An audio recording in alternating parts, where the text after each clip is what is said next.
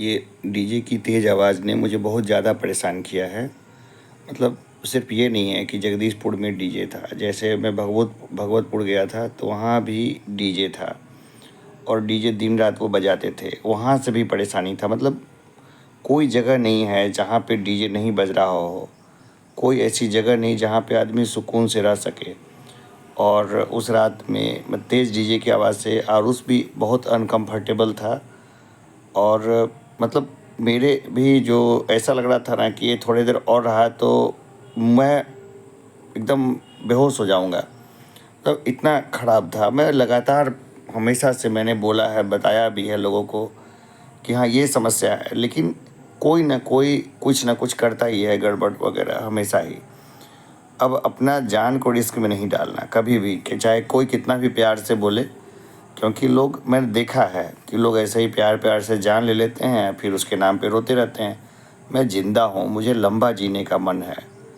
मैं चाहता हूँ कि मैंने जो इतनी एजुकेशन ली है या जो इतना अनुभव मैंने इकट्ठा किया है, उसको सोसाइटी के भले के लिए, आम लोगों के लिए मैं उसको इम्पार्ट करूँ, उसको बाँटूँ भी। मैं बच्चों को बड़े होते हुए देखूँ, उनका अपना हिस्सा बनूँ। लेकिन इस तरह से ख़राब माहौल रहेगा तो मतलब आदमी सर्वाइव नहीं कर लेगा। वरना डीजे ही नहीं था, जहाँ पर रोका गया था हाईवे के बिल्कुल पास में था, जहाँ पे रात में नो एंट्री हट जाता है। रात में 8 बजे के बाद ही तो ट्रक्स बहुत तेज़ी से आती हैं और ट्रक्स के अधिकांश ड्राइवर कुछ ना कुछ पी के चलाते हैं।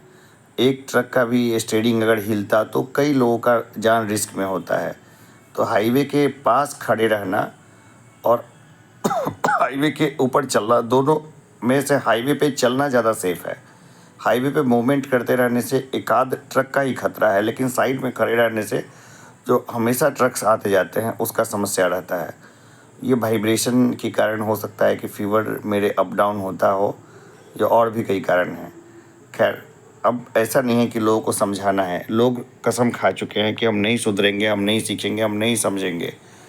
तो मैं इसी कारण से सूरज की जो शादी है, क्योंकि वो भी तो एकदम करेगा ही, वो डीजे बजाएगा ही, तो उसकी शादी में मैं नहीं जाऊंगा। तिलक में चला जाऊं वो अलग इशू है।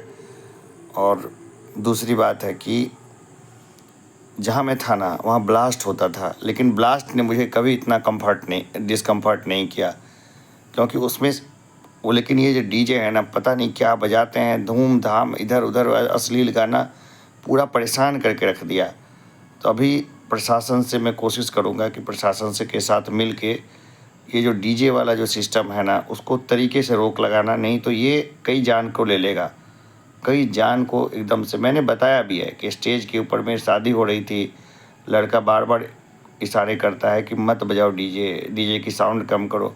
लेकिन जैसे ही देखिए कोई भी डीजे है, जैसे ही हार्ट का बीट और वो उसकी साउंड वो सिंक्रोनाइज हो जाएगी। सिंक्रोनाइजेशन का मतलब था एट द सेम टाइम।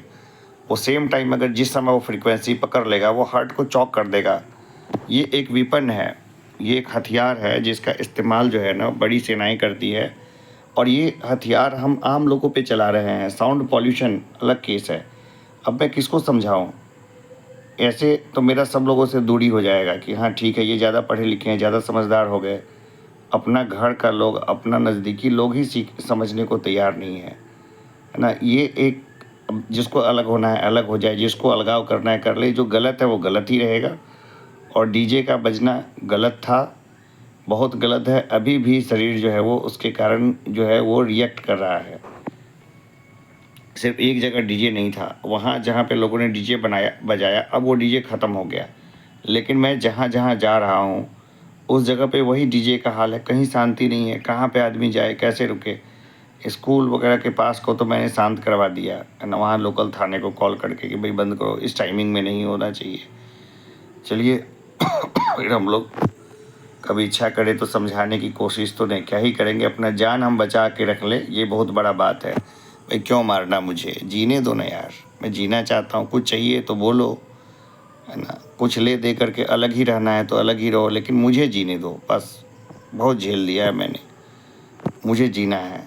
ठीक है, मैं फिर बोल रहा हूँ, मैं लापरवाही नहीं चाहता अपने हेल्थ के साथ कि हाँ ठीक है। दोनों घुटने मेरे भी ऐसे ही परेशान कर रहे हैं चलने फिरने में मुझे बहुत समस्या हो रही है। मुझे नहीं मालूम किस कारण से। यहाँ वहाँ डॉक्टर को दिखाने से कोई फ़ायदा नहीं है।